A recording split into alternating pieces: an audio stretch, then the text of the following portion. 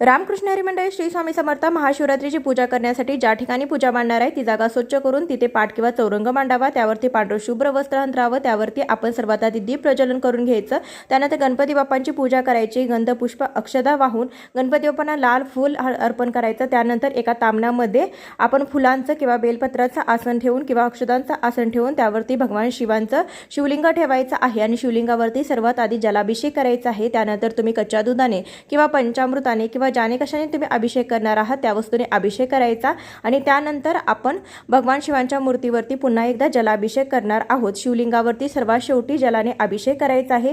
शिवलिंगावरती अभिषेक करत असताना महामृत्युंजय मंत्राचा किंवा ओम नमः शिवाय या मंत्राचा मनोमन जप करायचा आहे। त्यानंतर तामण स्वच्छ करून बेलपत्राचं आसन ठेवून त्यावरती शिवपिंड ठेवायची। शिवपिंडीला चंदन आणि भस्म लावून घ्यायचा आहे।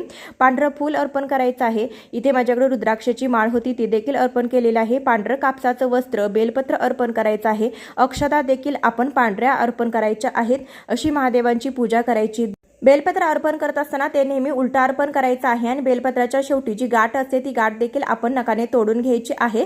बेलपत्र उलट करून महादेवांच्या शिवलिंगावरती अर्पण करायची।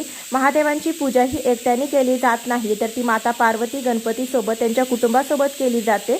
त्यासाठी आपण तांदळाच्या आसनावरती माता अन्नपूर्णा म्हणजे पार्वतीचंच एक रूप आहे त्यासाठी अन्नपूर्णा मातेची देखील पूजा करून घ्यायची आहे। माता अन्नपूर्णेला सौभाग्यवान अर्पण करायचं आहे। नैवेद्य म्हणून फळांचा नैवेद्य या दिवशी तुम्ही दाखवायचा आहे किंवा खडी साखरेचा दाखवू शकता। धूप आरती दाखवून घ्यायची आहे। या दिवशी तुम्ही कर्पूर गौरम करुणावतारम ही आरती देखील करू शकता। संपूर्ण व्हिडिओ चॅनलवरती आहे त्यामध्ये शुभ मुहूर्त आणि विधिवत पूजा सांगितली।